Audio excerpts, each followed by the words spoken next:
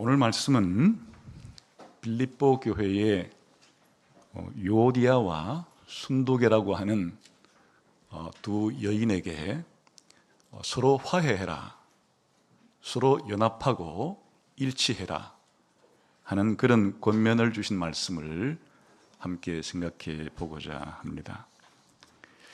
여기에 사도 바울이 편지를 보내면서 사람 이름을 가끔 언급할 때가 있는데, 그때 이 사람들은 아주 좋은 의미로 우리의 본이 되거나 혹은 우리에게 반문 교사를 삼아서 이렇게 해서는 안 된다 하는 교훈을 주기 위해서 이름을 기록하는 수가 있습니다.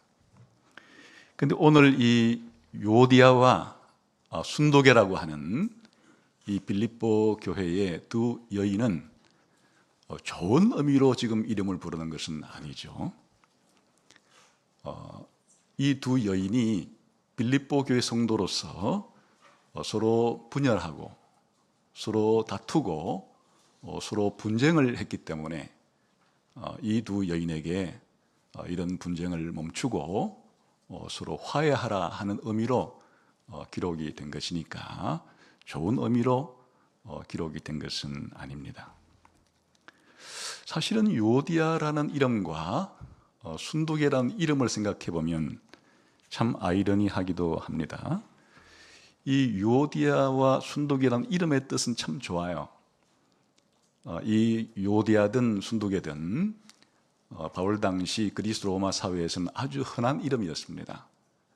그 유오디아라는 이 이름은 유라는 말은 좋다는 뜻이고 그 오디아는 길이라는 것이 이제 합쳐진 말입니다. 그러니까 좋은 길, 좋은 여정, 그런 뜻을 담고 있어서 인생 길을 살아갈 때, 걸어갈 때 좋은 일이 있기를, 이런 뜻의 좋은 의미를 담은 이름입니다. 순두계라는 말은, 순이라는 말은 함께란 말이고 두계라는 말은 행운이란 뜻입니다. 그러니까 행운이 함께하기를, 이 역시 좋은 말이죠. 살아갈 때 복 받기를, 이런 정도의 이름입니다. 그러니까 동서고금을 막론하고 자녀를 낳았을 때 부모는 좋은 이름을 지어 주어서 자녀들이 한평생 살아갈 때 잘 되기를, 복 받기를, 그런 염원을 담아서 이름을 지어주는 거죠. 요디아를 오늘 한국식으로 한번 이름을 바꾸어 지어보게 되면 길순이 정도가 될 겁니다. 길순이, 길할 길자에 순할 순. 내 인생이 길하고 순탄하게 되기를. 길하다는 말은 좋다는 뜻입니다. 길흉할 때 길은 좋다는 뜻이고 흉은 나쁘다는 뜻이니까 길순이라는 말은 너의 인생길이 좋고 순탄하게 잘 풀리길 바란다, 그런 좋은 이름이 길순이라는 이름입니다. 순두계를 한국식으로 한번 바꿔보면 복순이가 됩니다. 그러니까 복복자에 순할 순자, 그래서 복이 내 인생 가운데 계속 함께 하기를, 그런 뜻이에요. 그러니까 이름은 참 좋잖아요. 길순 씨와 복순 씨가 지금 빌립보 교회 안에서 서로 얼굴을 붉히고 등을 대고 사이가 안 좋게 된 상태에 있습니다. 왜 이렇게 두 사람의 이름을 굳이 사도 바울이 언급을 한 걸까요? 그러니까 그냥 빌립보 교회 성도들 가운데 아무 영향력이 없는 빌립보 성도들 가운데 두 사람이 좀 다투고 해도 아무런 교회 영향력이 없고 그 두 사람만의 문제라면 굳이 이렇게 이름을 기록할 이유는 없을 것입니다. 이 두 사람의 이름을 거론한 것은 사실은 어느 시대나 어느 지역이나 어느 교회나 이런 요디아와 순도계가 있기 때문이에요. 교회에 우리가 기대하는 것은 서로 사랑하고 서로 화합하고 서로 연합하고 서로 일치해야 되는 것은 이상이지만은 현실적으로 아직도 우리 성도들 가운데서도 죄성이 남아있기 때문에 어느 시대의 사람이든지 어느 지역이든지 어디서나 언제나 그리고 누구나 요디아가 될 수 있고 순두개가 될 수 있기 때문에 그런 것입니다. 우리 아들 아내도 제 아내도 요디아일 수 있고 또 순두개일 수도 있는, 그러니까 이 요디아와 순두개는 2000년 전 빌립보 교회의 한 성도들이기는 했지만은 어느 시대나 지상에 있는 지역 교회에서 생겨날 수 있는, 서로 분열하고 서로 다투고 할 수 있는 그런 성도들에 대한 하나의 원형 같은 존재이기 때문에 이름을 거론한 것이다, 이렇게 생각하면 좋을 것입니다. 그래서 오늘 이 요디아와 순두개가 왜 서로 다투게 되었는지, 분열하게 되었는지 그 원인을 한번 살펴보고, 그럼 어떻게 다시 요디아와 순두개가 화해하고 연합하고 일체를 이룰 수가 있는지의 방법을 생각해 보고, 사실 교회 안에 이런 분열과 이런 연합이 왜 중요한가 하는 문제를 함께 생각해 보려고 합니다. 우선 사도 바울은 이 빌립보 4장 2절에서 요디아와 순두개가 뭐 때문에 싸웠는지 그 이유를 직접적으로는 밝히고 있지 않아요. 사도 바울은 에바브로디도를 통해서 들었기 때문에 무엇 때문에 싸웠는지 이를 정확히 알고 있습니다. 그런데 무엇 때문에 싸웠는지에 대한 구체적인 언급을 하지를 않습니다. 이건 사실은 사도 바울의 치해라고 할 수 있어요. 왜냐하면 요디아와 순두개가 다투었던 특정한 원인이 있었을 것인데, 그 원인을 밝히게 되면 앞으로 오고 올 많은 시대의 교회가 이 빌립보서를 읽게 될 때에 이건 우리 문제가 아니야, 이건 내 문제가 아니야, 이렇게 할 가능성도 상당히 높죠. 그래서 사실은 교회 안의 성도들 간에 그런 다툼과 분열이 일어날 수 있는 이유는 수십 가지가 될 수도 있고 수백 가지가 될 수도 있고 교회마다 또 그 개의 성도들마다 다르기 때문에 특정한 문제를 언급하기보다는 이와 같이 교회 안에 분열이 생겼을 때, 다툼이 생겼을 때 어떻게 해결해야 되느냐, 어떤 식으로 해결을 해야만 되는가라고 하는 해결책을 중심으로 그렇게 제시한 것을 볼 수 있습니다. 그렇지만은 궁금하긴 하잖아요. 도대체 요디아와 순두개가 한 교회의 성도로서 왜 이렇게 분열하고 다투게 되었을까? 직접 언급하지는 않지만은 빌립보서 전체를 읽어보게 되면 힌트를 얻을 수가 있어요.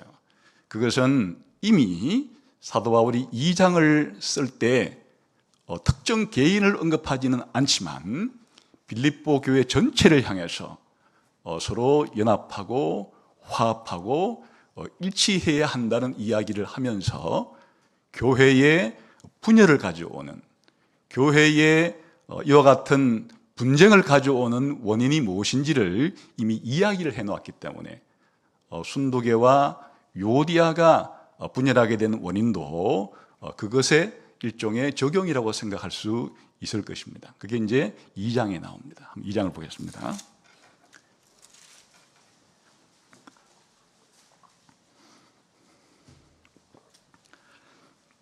2절, 3절을 보셔서 같이 읽어봅시다.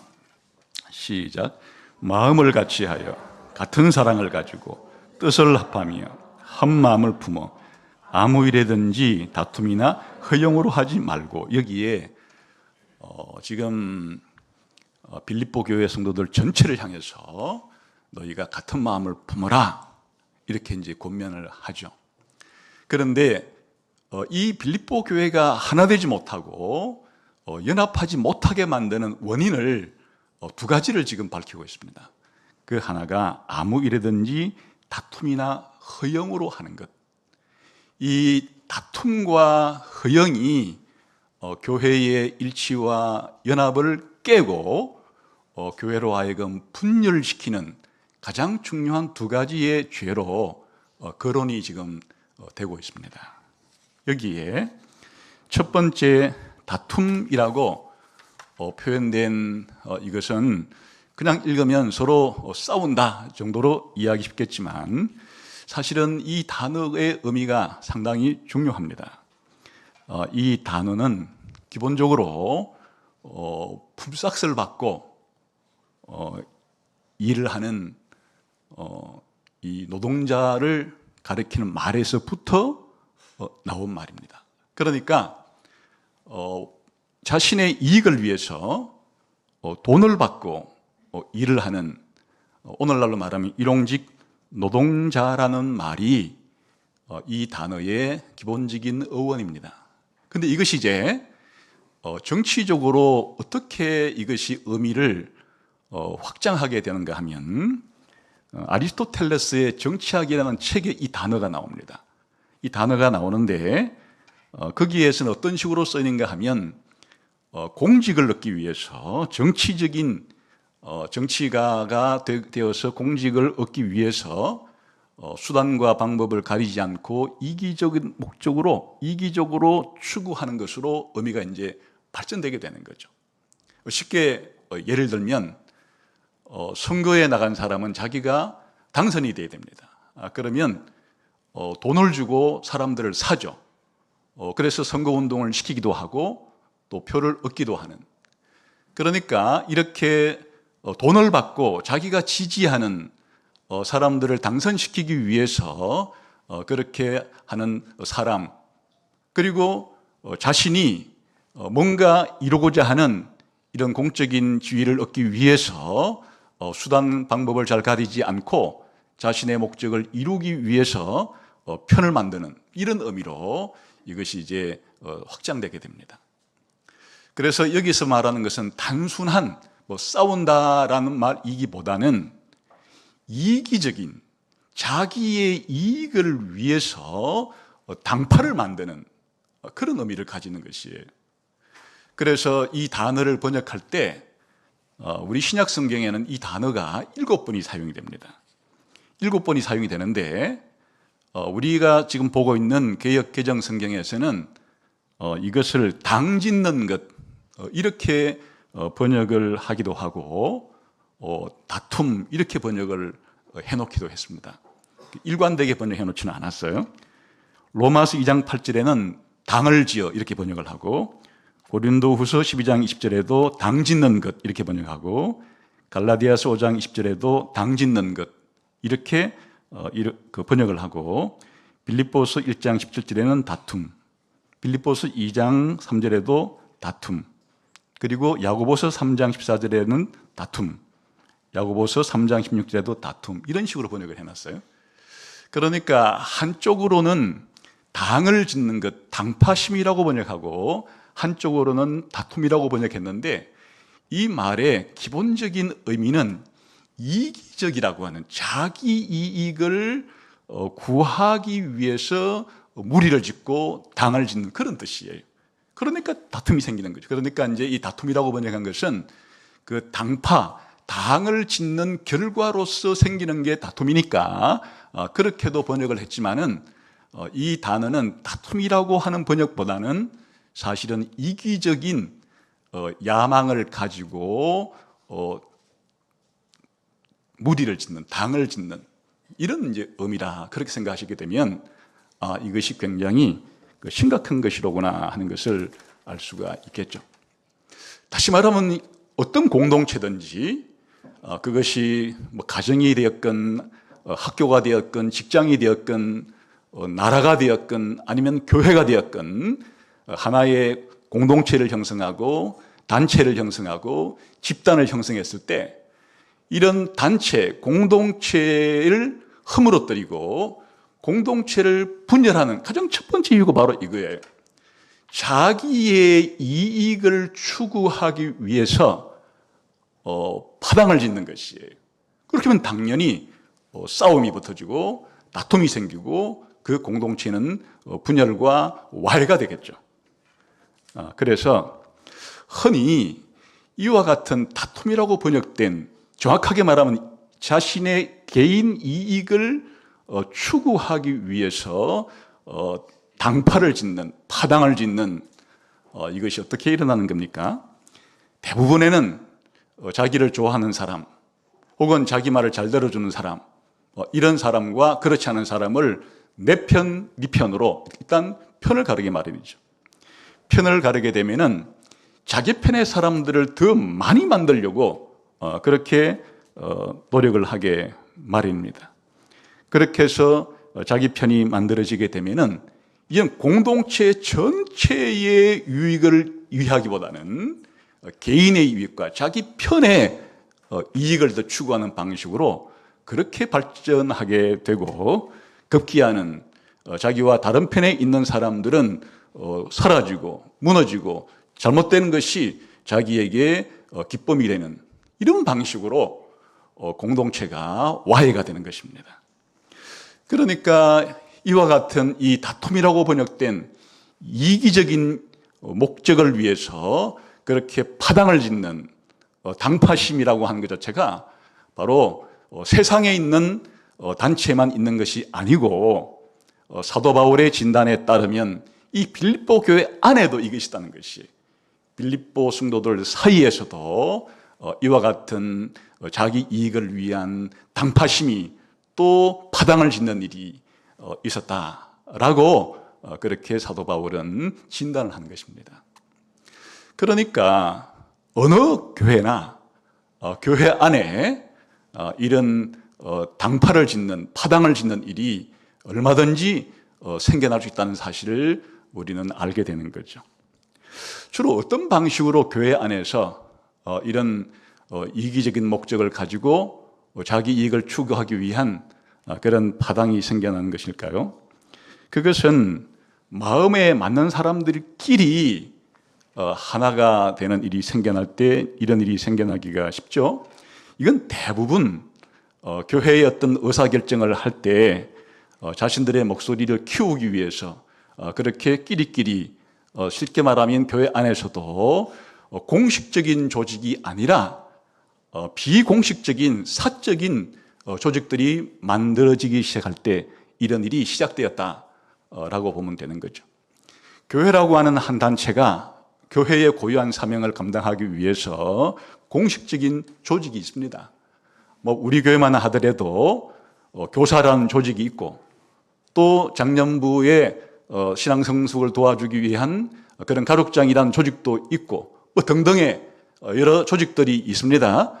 그런 조직의 한 일원으로서 자신이 잘 감당하게 되면 교회가 추구하는 목적을 향해서 함께 나아갈 수가 있는데, 그 안에서 이런 공식적인 조직은 아니고 개인적으로 마음 맞는 사람들끼리 모여서 사적인 모임을 가지게 될 때 이제 자기들의 이 모임에 속한 사람들과 그렇지 않은 사람들 사이에 그와 같은 이 구분이 이루어지기 시작하게 하면 분열의 씨앗이 생겨났다, 이렇게 볼 수가 있는 거겠죠.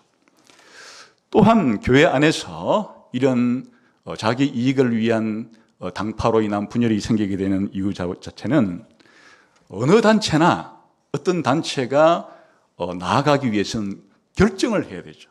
그래서 의사결정을 누가 하느냐가 대단히 중요한데, 이런 의사결정을 하는 데 있어서 그런 초등부 같은 조그만 한 부서가 나아갈 방향이건, 아니면 어떤 위원회가 나아갈 방향이건, 아니면 교회 전체가 나아갈 방향이든지 간에 어떤 의사결정을 해야 하는데 어떤 사람들이 생겨나게 되는가 하면 내 의견은 반드시 반영이 돼야 돼 라고 자기 주장을 관철시키기 위해서 꼭 고집하는 사람들이 있습니다. 그러니까 이 전체 공동체가 어떻게 되는 것이 좋으냐에 강조점을 두기보다도 내 주장과 내 의견이 채택이 되었느냐 안 되었느냐를 더 크게 생각하는 사람들이 생겨나게 되면,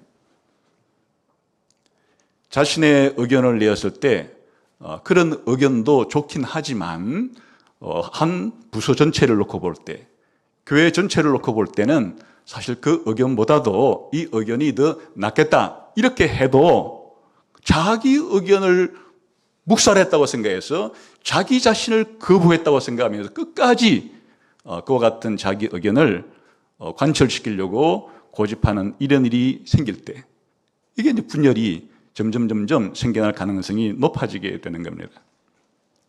교회 안에서 일을 하기 위해서 직분자를 세우고 또 직분자들 중심으로 봉사를 하게 되죠.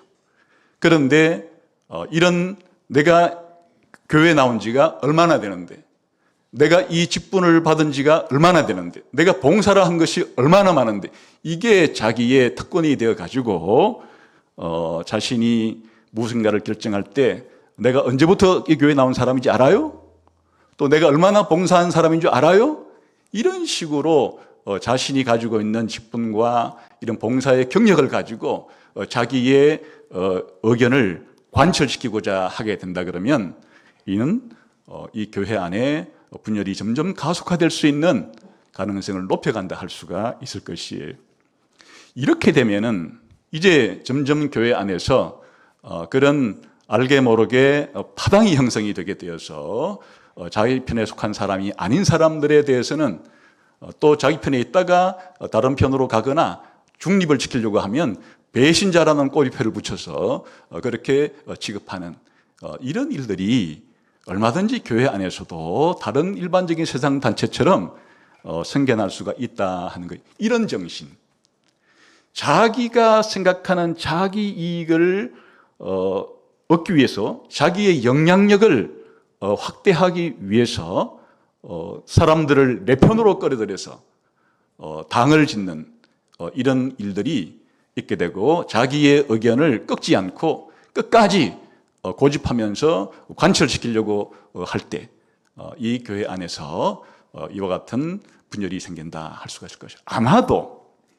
요디아와 순두계가 이렇게 분열된 것도 대단한 교리적인 신학적인 이유가 설명이 있지 않은 걸로 봐서 그런 이유는 아닐 것이고, 지금은 사도 바울이 이 빌립보 교회 성도들 전체를 향해서 빌립보 교회에서 발생하고 있는 이런 문제에 있어서 가장 심각한 것이 바로 이 자기 이익을 추구하는 이런 당파심, 파당심 자체가 문제가 되었다고 지적하는 것으로 봐서 순도계와 요디와 같은 이 두 여인은 빌립보 교회 성도들 가운데서는 지도자급에 해당이 되겠죠.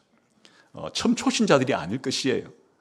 그러니까 이 사람들은 오랜 동안에 교회를 개척했을 때부터 그렇게 섬겼을 가능성이 많고 또 누구보다도 열심히 교회를 섬겼을 가능성이 많기 때문에 사실은 분열은 열심히 없는 교회 한두 번 나온 사람에서 생기는 것보다는 이렇게 함께 더 봉사하고 열심히 일하는 사람들 사이에 생겨날 가능성이 훨씬 높죠.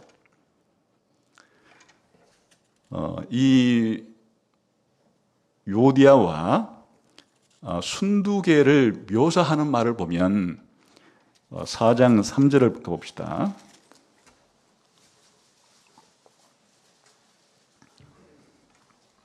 같이 읽어보겠습니다. 시작.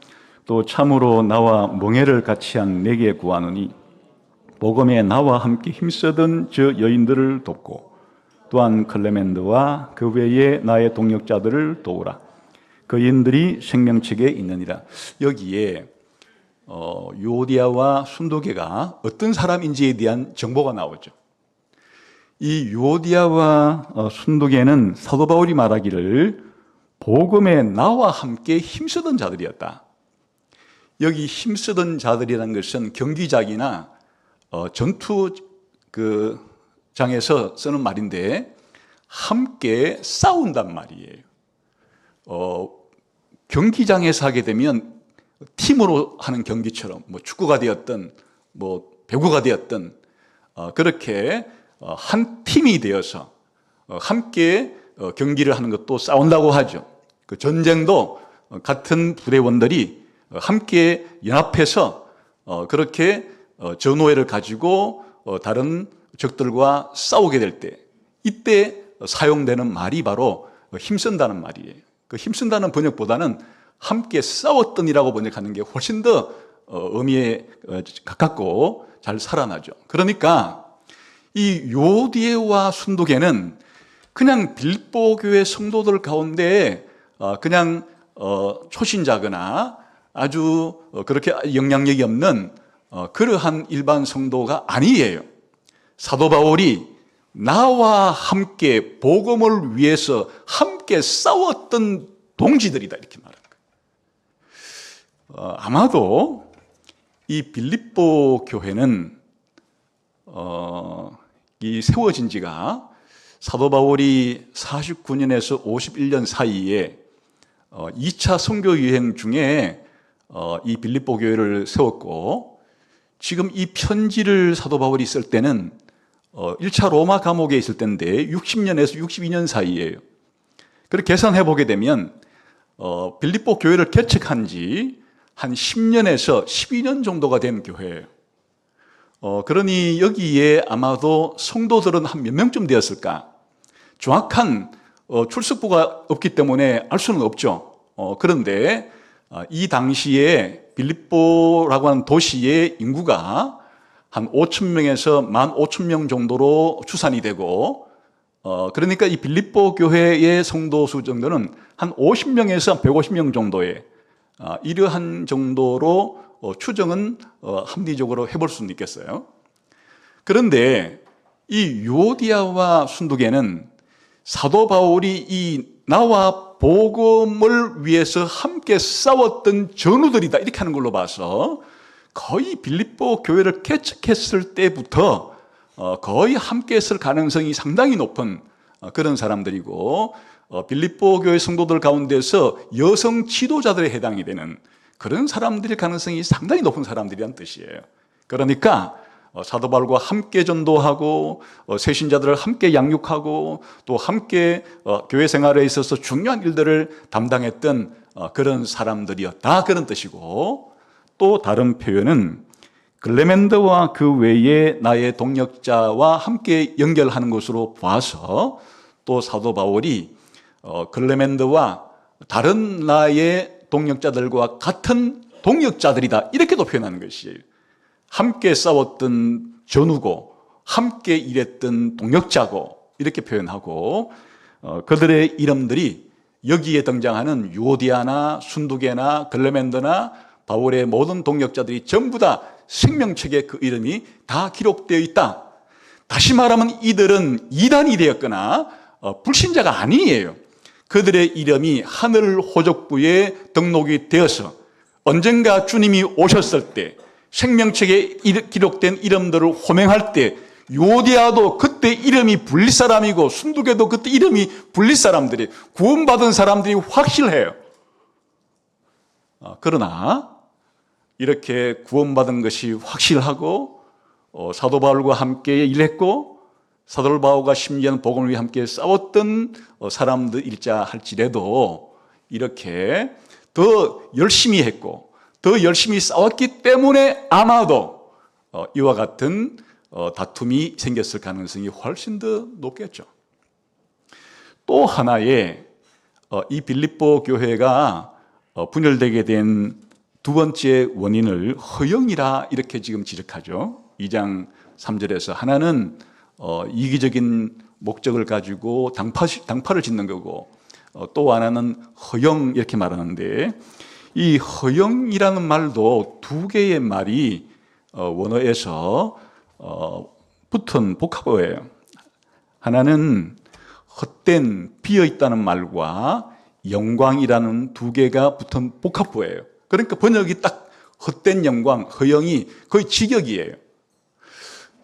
이것은 무엇을 말하는가 하면 기본적으로 이 공동체가 분열될 때 또 하나의 중요한 일반적인 보편적인 원인 가운데 하나가 무엇인가 하면은 이런 헛된 영광을 추구하는 헛된 명성과 평판을 추구하는 일 때문에 생겨난다 그런 뜻이에요. 다시 말하면 사람들은 모두 다 다른 사람들로부터 인정받고 싶어하는 욕구가 있어요. 다른 사람들로부터 칭찬받고 다른 사람들로부터 잘하고 있다고 하는 그런 말을 듣고 싶어하는 생각들이 다 있죠. 그런데 헛된 영광이라고 하는 말이 의미하는 말은 자기는 아직 그렇게 실속이 있지 않아요. 자기 속은 텅 비었어요. 그런데 자기가 실속이 없고 텅 빈 것을 무엇으로 채우려고 하는가 하면 사람들의 인정, 사람들의 칭찬, 이런 것으로 자기를 채우려고 하는 그런 욕구가 충만하다 보면 이게 뭐가 문제가 되느냐? 사람들이 자기가 원하는 대로 해주지 않을 때 분노가 생기는 거예요. 그리고 섭섭함이 생기는 거예요. 이게 문제예요.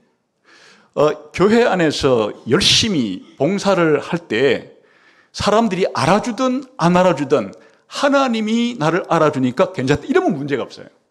그런데 많은 사람들의 봉사를 하나님 보시기에 하기보다도 내가 이 봉사를 할 때 누군가 다른 사람들이 나를 알아주고 정말 수고했다고, 정말 잘했다고, 감사하다고 인정해주고 칭찬해주기를 바라는 많은 동기 가운데 일하는 수가 허다해요. 그럴 때 정말 남들보다 더 주일학교 교사로서 열심히 봉사했는데 아무도 알아주지를 않아요.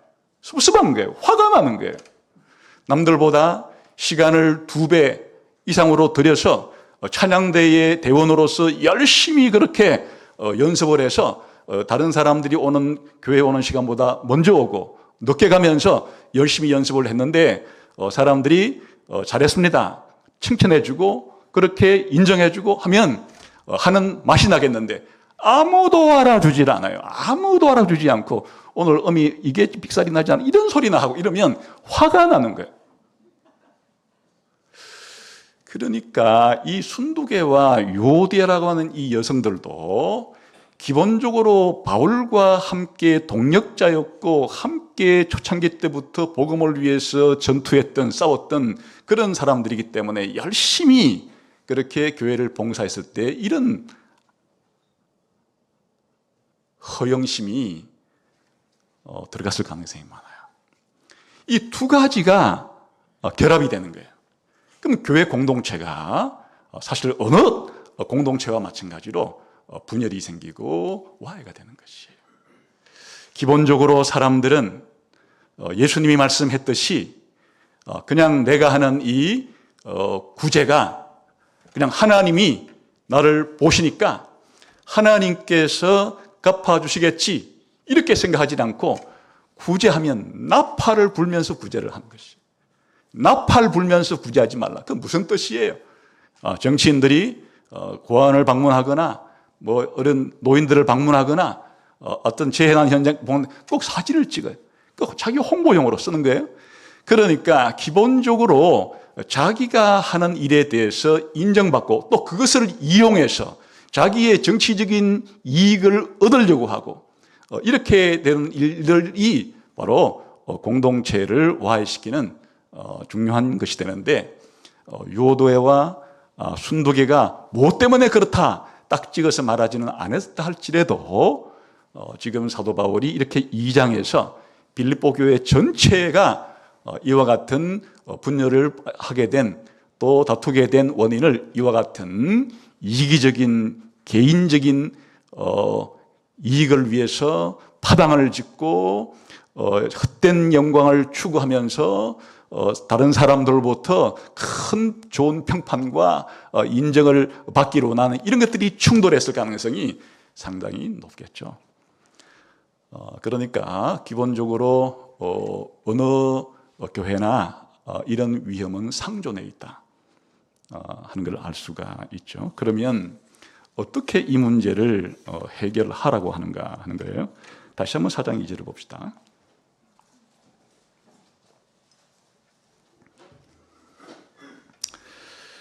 읽어보겠습니다. 시작. 내가 요디아를 권하고 순두계를 권하노니 주 안에서 같은 마음을 품어라. 이건 사실은 이제 사도 바울이 처음 하는 말은 아니고 아까 2장에서 이미 했던 말을 다시 압축해서 하는 말이에요. 다시 우리 2장으로 가봅시다. 이제 이번에는 1절부터 2장 2절을 같이 한번 읽어봅시다. 시작. 그러므로 그리스도 안에 무슨 권면이나 사랑의 무슨 위로나 성령의 무슨 교제나 긍휼이나 자비가 있거든 마음을 같이하여 같은 사랑을 가지고 뜻을 합하여 한 마음을 품어. 이거를 압축해 놓은 말이에요. 주 안에서라고 하는 말은 2장 1절을 압축한 말이에요. 그리스도 안에 같은 말이죠. 그리스도 안에 더 내용을 확장시키는 것이에요. 무슨 권면이 있거나 사랑의 무슨 위로나 성령의 교제나 긍휼과 자비가 있거든. 그 압축한 말이고, 그 다음에 같은 마음을 품으라는 것은 2장 2절에 마음을 같이 하려는 거 똑같은 단어예요. 똑같은 단어나 똑같이 번역해야 사실은 이게 읽는 사람이 그 관련성을 알 수 있는데, 2장 2절은 마음을 같이 하려고 번역해 놓고 4장 그 3절에서는 같은 마음을 품고라고 하니까 다른 것 같아도 같은 단어예요. 똑같은 단어예요. 그러니까 같은 마음을 품는다는 것이 2장 2절에서는 더 내 표현으로 더 누적을 시키죠. 같은 마음을 품고 같은 사랑을 가지고 한 영혼과 한 마음이 되어라. 그거를 그냥 2장 2절에서는 같은 마음을 품어라 이렇게 압축함. 그러니까 이미 2장 1절부터 4절 자체가 이 빌립보 성도들 전체를 향해서 하는 그런 교회의 분열을 막고 교회의 일치와 화합을 하는 방법을 가르쳐 놓은 것인데, 그걸 이제 요디아와 순두계에게 개인적으로 적용을 하는 것이에요. 그래서 여기서 주 안에서라고 하는 말은 무슨 말인가? 이미 요디아와 순두계가 주 안에 있는 사람들이에요.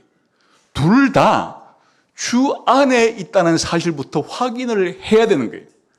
요디아와 순두계가 둘 다 어떤 사람이냐? 2장 1절식으로 말하면 그리스도의 권면을 받은 사람들이, 그리스도의 은혜를 입은 사람들이, 하나님의 사랑을 똑같이 받은 사람이에요. 성령의 교제가 똑같이 있는 사람이에요. 하나님의 긍휼과 자비를 똑같이 입은 사람이에요.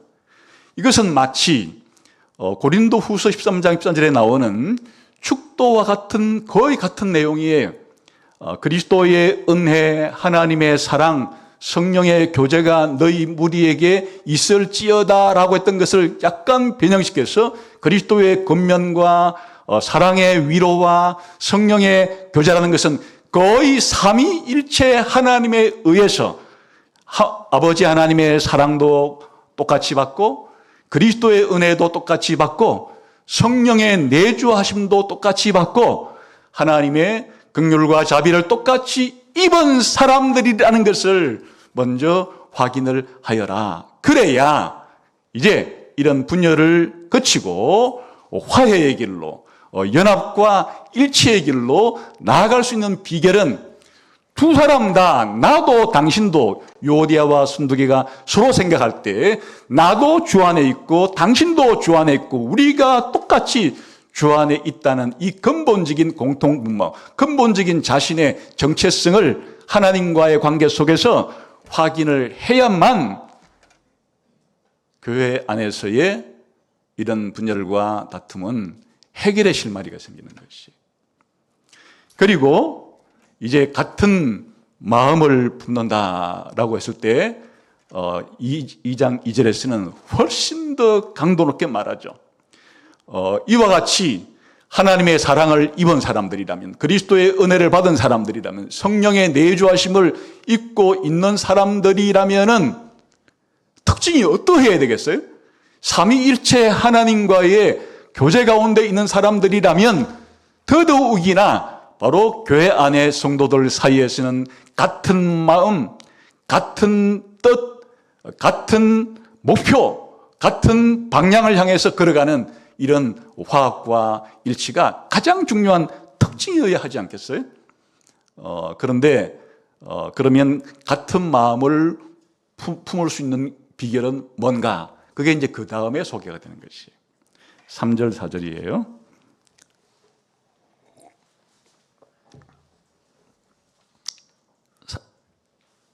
3절, 4절 읽어 시작. 아무 일에든지 다툼이나 허용을 하지, 이건 부정적으로 이런 해서 안 된다는 뜻이고, 그 다음에 시작. 오직 겸손한 마음으로 각각 자기보다 남을 낮게 여기고 각각 자기 일을 돌볼 뿐더러 또한 각각 다른 사람의 일을 돌보아 나의 기쁨을 충만하게 하라. 그러니까 이런 같은 마음을 품는 같은 목적지를 향해서 같은 생각과 같은 감정과 같은 의지를 가지고 같이 걸어가는 이 일이 어떻게 가능한가 하는 것은 바로 겸손한 마음을 가져야 한다. 그런 뜻이에요. 겸손이 교회의 분열과 다툼을 그치고 교회가 하나 되고 연합하는, 일치하는 가장 중요한 비결은 바로 겸손이다. 이렇게 말하는 것이. 근데 겸손이라고 하는 말은 사실은 가장 기본적인 의미는 자기 자신에 대해서 정확한 평가를 내리는 걸 의미해요. 하나님 앞에서 자기 자신을 정확하게 평가하는 것은 자기를 뻥튀기 해서 과대 평가를 하는 것도 아니고 자기를 우그러뜨려서 지나치게 비하하고 과소평가하는 것이 아니고 정확하게 자기 자신을 하나님 앞에서 평가하는 것을 겸손이라는 말을 쓰는 거예요. 그러면 하나님은 위대하시기 때문에 그 위대하신 하나님 앞에 설 때 자기는 얼마나 작은가 하는 걸 알게 돼요. 높으신 하나님 앞에 설 때 자기는 얼마나 낮은 자인가 하는 것을 알게 돼요. 더 쉬운 말로 말하면 바로 창조주 하나님 앞에서 자신이 피조물이라는 사실을 정확하게 인지하는 거예요. 그러니까 하나님이 주지 않으면 받을 수 없고 자기는 여러 가지의 결함을 가지고 있고 부족함을 가지고 있고 한계를 가지고 있기 때문에 하나님을 의존하지 않으면 살아갈 수 없다고 하는 이런 자세, 심지어는 또 자기 자신이 악하기까지 한 존재라고 하는 그런 자기 자신에 대한 정확한 판단을 겸손이라고 하고 이런 판단 속에서 자기 자신을 이해하고 다른 사람을 대하는 그런 자세를 가리키는 것인데 지금 그것은 일반적인 이야기고 그것은 동서고금을 막론하고 누구나 하나님이 형상으로 만든 인간이라면 어렴풋이 그런 생각은 가질 수 있는 정도의 의미라면은 지금 특별히 구원받은 예수님 믿는 기독교인의 겸손은 이보다 한 걸음 더 깊게 나가는 거예요. 그래서 여기에서 빌립보서 2장에서 설명하는 이 겸손은 단순히 그냥 하나님 앞에서 자기 부족함을 알고 자기 약함을 알고 자기 악함을 알고 그런 정도의 자기 자신의 인식을 말하는 게 아니고 기독교인에게 겸손이 있어야 한다고 말하는 것은 타인과의 관계에 있어서 타인을 자기 자신보다도 더 낮게 그렇게 여기면서 자기가 필요한 자기 자신의 일만 아니라 타인의 상대방의 그런 관심사와 필요와 중요한 문제에 더 먼저 우선적으로 해결해 주려고 하는 그런 이타적인 것까지를 바로 기독교인의 겸손의 범위에 넣고 있는 것이에요. 그러니까 이것은 교만과 정반대가 되는 거죠. 아까 자기 개인의 이익을 위해서 편을 만드는 그리고 상대방으로 하여금 자신에게 헛된 평판과 인정과 칭찬으로 자기를 부풀리려고 하는 이런 것은 전부 다 사실은 자기중심성이라고 하는 자기중심적인 교만으로부터 발생하는 것이라면 겸손은 그와 정반대가 되는 것으로서 하나님 앞에 자기 자신을 정확하게 평가함과 동시에 타인을 대할 때 오히려 상대방을 나보다 깔아뭉개고 낮게 보는 것이 아니라 나보다 더 높게 인정을 하고 내일 뿐 아니라 상대방이 이래도 관심을 가지고 그 문제를 해결하기 위해서 애쓰고 봉사하고 희생하고 손해본 것까지를 지금 겸손이라고 하는 말 속에 사도 바울은 지금 넣어서 이해하고 있는 것이에요.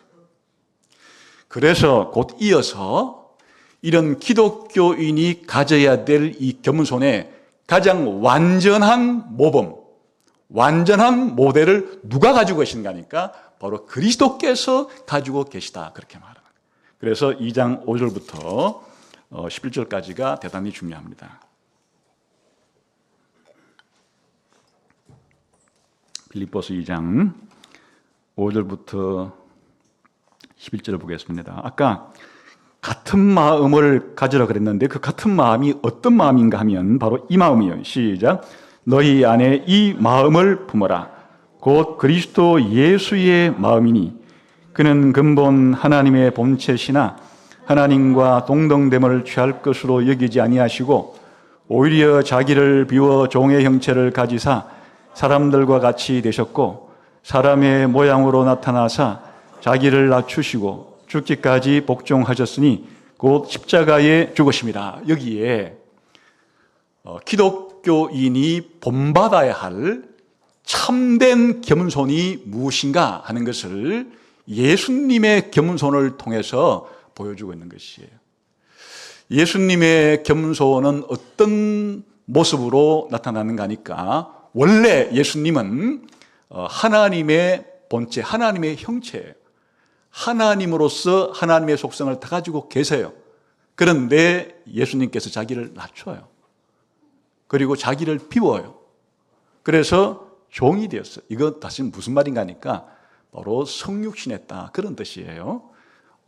예수님께서 본디 하나님의 아들이시고 하나님이시지만 예수님께서 자기를 비우고 자기를 낮추어서 사람이 되었다라는 표현을 지금 이렇게 하는 것이에요.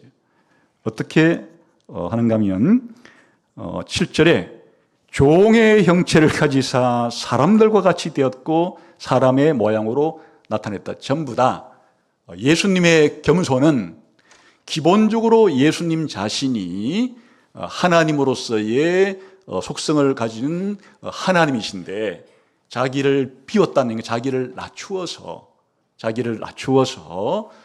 사람과 같이 되신 것 자체가 겸손의 첫 번째 특징이에요. 그런데 이 예수님의 낮추심은 그냥 사람이 되었다 정도로 말하지 않고 종의 형체를 가졌다, 종이 되었다라고 말해요. 기본적으로 종은 낮은 신분의 사람으로서 평생 동안 주인을 위해서 섬기는 사람이에요. 그런데 예수님께서 원래 하나님이셨는데 하나님이 인간이 된 것만이 아니고 더 자기를 낮추어서 종이 되었다. 이 이야기는 예수님께서 내가 섬김을 받으러 온 것이 아니고 섬기려고 왔다. 그래서 예수님은 죄인된 우리의 종이 되기 위해서 그렇게 자기를 낮추신 것이 겸손의 두 번째 단계이자 두 번째 더 깊은 그런 특징을 형성하고 있는 것이에요. 그리고 세 번째는 그냥 죄인된 우리를 종처럼 예수님께서 섬기시기 위해서 자기를 낮추신 정도가 아니고 심지어는 십자가에 죽기까지 그렇게 했다. 예수님은 우리 죄인들을 구원하기 위해서, 죄인들의 이익을 위해서, 죄인들을 구원하기 위해서 자기 자신의 목숨까지도 내버렸다. 자기 자신의 목숨까지도 희생했다. 그 예수님의 겸손이라는 것은 단순히 인간이 되신 것을 넘어서서 종이 되신 것이고, 종이 되신 것을 넘어서서 완전히 자기 자신을 우리를 구원하기 위해서 죽음에 내어준, 희생한, 자기가 가지고 있는 가장 중요한 값진 것, 권리, 모든 좋은 것들을 전부 다 우리를 위해서 자신의 목숨까지도 희생하는 완전한, 예수님 십자가에 죽었었을 때 아무런 보상을 받지 못하고 예수님께서는 그렇게 자기가 가진 모든 것을 내어주시면서 심지어는 입고 있던 옷까지도 다 쪼개서 다른 사람들에게 나누어 주실 정도의 그렇게 자기 자신을 희생하고 그렇게 하신 것 자체가 겸손의 극치다, 그런 뜻이에요. 그런데 예수님 십자가에 죽기까지는 이렇게 자기를 낮추시고 우리를 위해서 봉사하시고 우리를 희생하신 것에 대해서 아무런 대가를 받지 못했어요. 그 대가는 언제 받았느냐? 죽고 난 이후에 하나님께서 영광스러운 보상을 해 주었다는 거예요. 그게 바로 9절부터 11절까지 얘기 시작.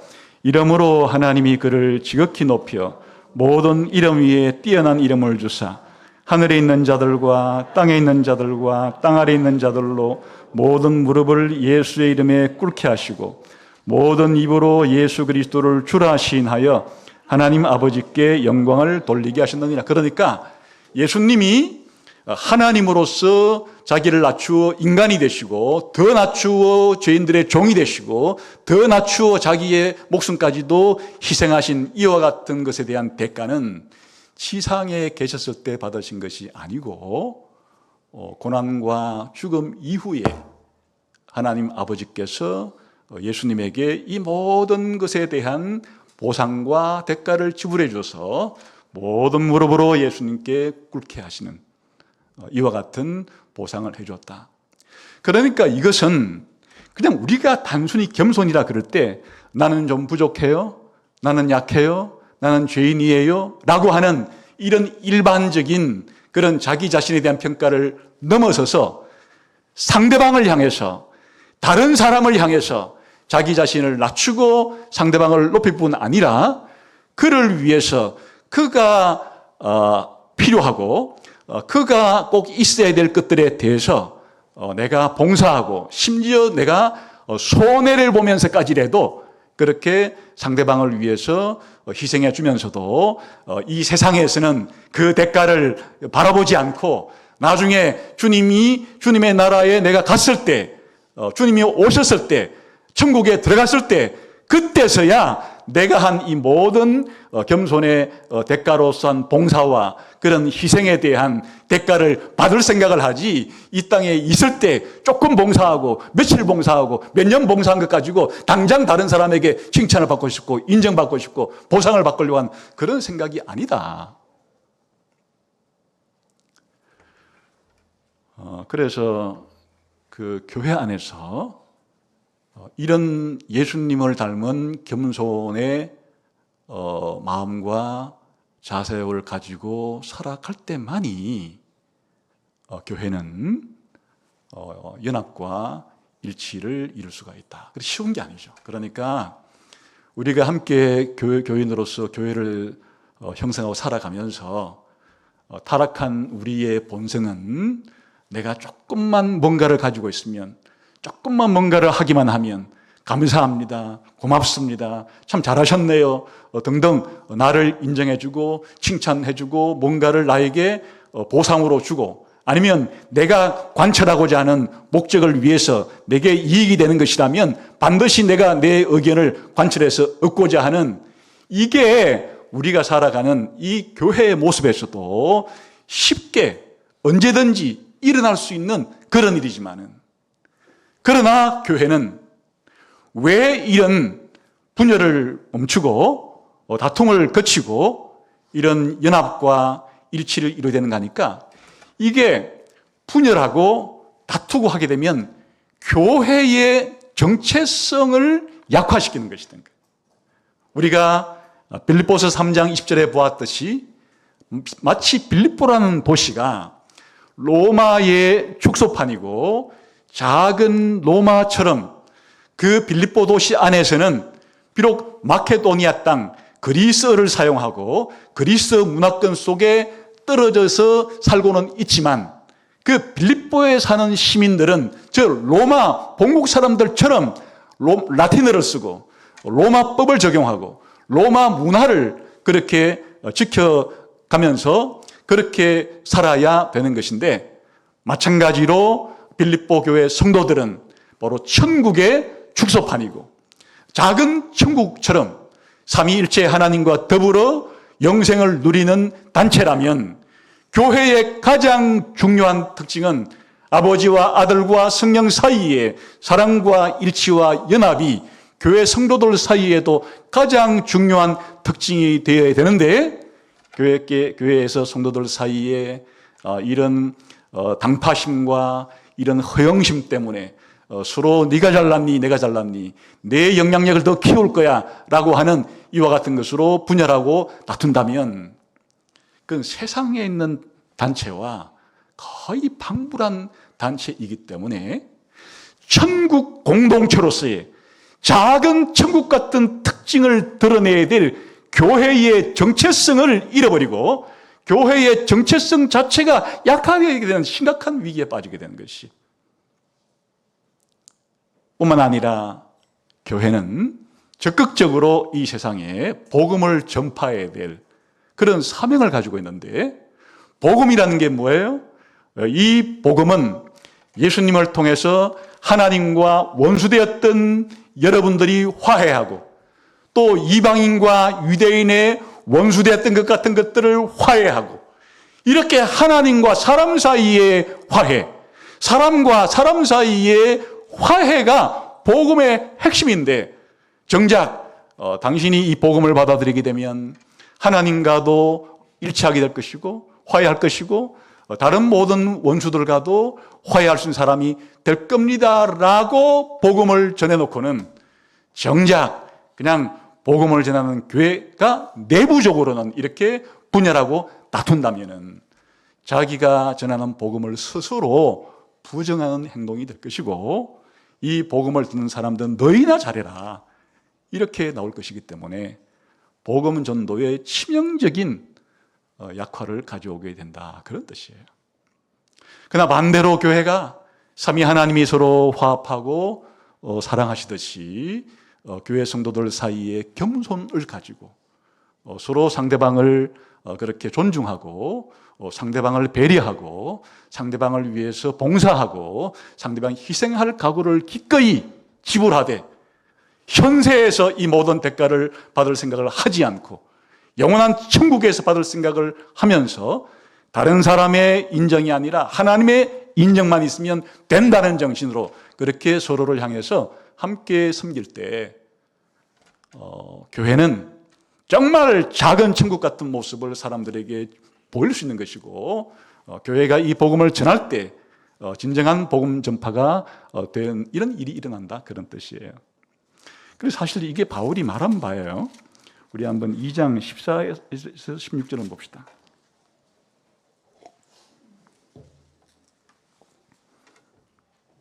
함께 읽겠습니다. 시작. 모든 일을 원망과 시비가 없이 하라. 이는 너희가 흠이 없고 순전하여 어그러지고 거스리는 세대 가운데서 하나님의 흠없는 자녀로 세상에서 그들 가운데 빛들로 나타내며 생명의 말씀을 밝혀 나의 다름질이 헛되지 아니하고 수고도 헛되지 아니하므로 그리스도의 날에 내가 자랑할 것이 있게 하려 합니다. 이게 무슨 말이에요? 저 옛날 광야길을 걷던 이스라엘 백성처럼 불평하거나 원망하거나 서로 다투거나 하지 않고 그거는 어그러진 이 세대의 세상 사람들이나 하는 거지 이제 교회로서는 하나님의 자녀로서 바로 이 생명의 말씀 복음을 잘 지키고 복음을 잘 밝혀서 전파하게 되면 하늘의 별처럼 빛나게 될 것이다. 밤하늘의 별처럼 아니면 낮의 태양처럼 그렇게 교회는 세상 가운데 힘있게 복음을 전가하는 그런 단체가 될 거다 그런 말이에요. 태양이 아무리 강력하게 비추어도 검은 먹구름이 가리게 되면 밤하늘에 달빛과 별빛이 너무나 총명해도 검은 구름이 달빛과 별빛을 가리게 되면 빛을 볼 수 없듯이 교회가 분열하고 다투고 싸우는 모습이 교회 안에서 그렇게 만연하게 되면 그것이 교회 안에 중요한 것이 일어나게 되면 복음을 가리는 일이 되지만 반대로 이와 같은 일을 버리고 교회다운 교회가 되는 일은 하나가 되고 연합하고 서로 화합하는 모습을 교인들 사이에 보이게 되면 하늘의 별같이 그렇게 드러나게 될 것이다. 그렇게 하는 것이잖아요. 그래서 오늘 우리들은 이 유오디아와 그 순두계에게 주 안에서 같은 마음을 품으라 하는 말이 결국에는 그리스도의 마음, 이 겸손의 마음, 겸손의 자세를 가져서 지금까지 다투던 것을 이제 멈추고 화해하라 하는 말이라는 것을 알 수가 있어요. 사실 이 바울의 빌립보서는 이 빌립보 편지가 빌립보 교회에 전달되게 되면 교인들이 다 같이 이렇게 모인 예배 자리에서 이거 낭독하게 돼 있는 거예요. 그때 유오디아와 순두계도 있을 것이고 클레멘토도 있었을 것이고 여기에 나의 동역자라 부르는 사람도 있을 것이고 다 있는 자리에서 이제 사도 바울이 로마 감옥에서 우리 교회에 보낸 편지를 낭독하겠습니다 하고 낭독을 할 때 그 자리에 있었던 유오디아와 순두계는 도대체 어떻을까요? 얼굴이 홍당무가 되고 안절부절하지 않았을까요? 자기들이 왜 이렇게 서로 다투게 됐는지에 대한 것들을 이제 더 분명하게 보게 되지 않았을까요? 그리고 어떻게 해야 화해를 이루어야 할지에 대해서 자기들이 듣게 되지 않았을까요? 화해했는지 안 했는지에 대한 기록은 없어서 모르겠지만은 오늘 그 몫은 이제 우리에게 남겨져 있어요. 혹시 여러분 가운데 유오디아와 순두계와 같이 누군가 내가 주일날 오게 되면 얼굴 보기가 싫고 불편하고 스쳐 지나가는 것도 기분 나쁘고 하는 그런 성도가 우리 교회 가운데 있다면은 그게 바로 자기가 이 시대에 이 교회 안에 유오디아이고 순두계일 것이에요. 이와 같은 상태를 지나고 있는 분들이 계시다면은 누구나 그렇게 될 수가 있으니까 내가 왜 저 성도와 이런 척이 지고 불편한 관계가 되었는가를 생각해 보면 바로 나의 어떤 개인의 영향력과 이익과 이런 것들을 하기 위한 그런 노력 때문에 그렇게 되었는지 아니면 지나치게 나의 봉사에 대해서 더 인정받고 싶은 것 때문에 생겼는지 이것이 경쟁심으로 유발되어 가지고 빚어진 문제인지 등등의 것들을 생각하고 아무튼 그 이유가 무엇이든지 간에 우리는 한 교회 주 안에 있는 사람들로서 또한 마지막으로 생명책이 내 이름이 그곳에 기록되어 있는 나도 나와 불편한 저 성도도 주님 앞에 설 때에 모두 다 생명책의 이름이 똑같이 불리게 될 날이 있을 것이고 함께 영원한 천국에서 살아가게 될 날이 있다는 것을 생각하고 우리가 불편하게 하는 것 자체가 이 개인만의 문제가 아니로구나. 이게 교회라고 하는 이 공동체 전체의 문제로구나. 우리는 비록 개인적으로 이렇게 알력이 있고 불편하지만은 이 자체가 천국 공동체로서의 교회의 정체성을 이게 무너뜨리려고 하는 행동이로구나. 그리고 복음 전파에 심각한 그런 걸림돌이 되는 것이로구나 생각해서 우리가 다시 한번 용기를 내고 기도하는 가운데 누가 먼저 그렇게 선뜻 화해의 손길을 내밀든지 간에 이렇게 그리스도의 겸손을 본받아서 바로 그리스도의 마음, 이 겸손한 마음을 본받기를 힘써야 하겠어요. 또 한 가지 화해는 이게 너무 골이 깊을 때는 아무리 이렇게 말해도 두 당사자는 꼴도 보기 싫기 때문에 서로 만나지를 않아요. 아무리 해도 그게 통하지가 않아요. 그래서 제3자에게 요청하는 거예요. 4장 3절은 여기에 바울이 이 요디아와 순두계가 이 한마디 말로써 해결될 것 같지가 않다는 생각이 있기 때문에 뭐라고 말하는가 하니까 나와 함께 멍에를 같이 맺던 너에게 내가 부탁하니까 네가 제3자로서 요디아와 순두계를 붙잡아주라. 여기서 이제 도라는 말은 붙잡아주라는 얘기. 두 사람이 등을 대고 서로 떨어져 가고 있는 이런 장면을 생각해 보세요. 그때 제3자가 나서서 요디아의 손을 잡고 순두계의 손을 잡아서 함께 붙잡아서 함께 하도록 하는 그런 모습을 지금 우리들에게 연상시켜주고 있는 것이에요. 여기에 바울은 빌립보 교회 안에 이 일을 하기에 적합한 사람이 있다는 생각을 가지고 있어요. 그는 누구인가 하니까 바울과 함께 복음을 위해서 멍에를 같이 맺던 자라고 얼마나 이게 놀라운 표현이에요. 고대 중동 지방에서는 소가 밭을 갈거나 할 때 소 두 마리에다가 나무로다가 멍에를 메어서 소 두 마리가 같은 방향을 향해서 같은 무게를 지고 같은 걸음을 걸어야 경작을 하게 되는 거예요. 이 소 두 마리가 같은 멍에를 쥐고 다른 방향을 간다 그러면, 또 같은 무게를 지지 않는다면은 발걸음이 서로 다르다 그러면 이게 경작할 수가 없는 거예요. 그러니까 사도 바울이 지금까지 나와 함께 그리스도를 위해서, 복음을 위해서 같은 멍에를 쥐고 사역해 왔던 너에게 특별히 당부하노니, 이 빌립보 교회의 요디아와 순두계의 이 불화를 그냥 두고 보지 마라.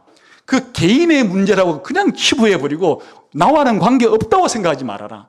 네가 교회를 대표해서 제3자가 되어서 요디아와 순두계의 손을 꽉 붙들어서 그들로 하여금 화해할 수 있도록 그렇게 노력을 해다오, 이렇게 부탁을 하는 것이에요. 그러니까 우리 교회 안에서도 마찬가지예요. 같은 가족 안에서 두 사람이 무슨 일을 통해서든 간에 편편자였을 때, 그때 가족장이, 혹은 또 교회 안에서 있던 일이 있을 때에 양쪽으로부터 신뢰받을 사람이 두 사람에게 동일하게 편들지 않고 잘 화해하도록 중재하는 이런 노력도 필요하다.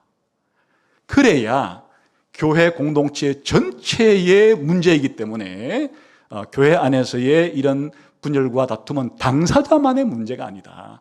그러니까 당사자가 해결해야 될 문제이기도 하지만은 교회 전체가 관심을 가지고 이 일에 영향력 있는 사람이 나서 주어서 두 사람을 화해할 수 있도록 하는 것이 중요하다, 이렇게 말하는 것이에요.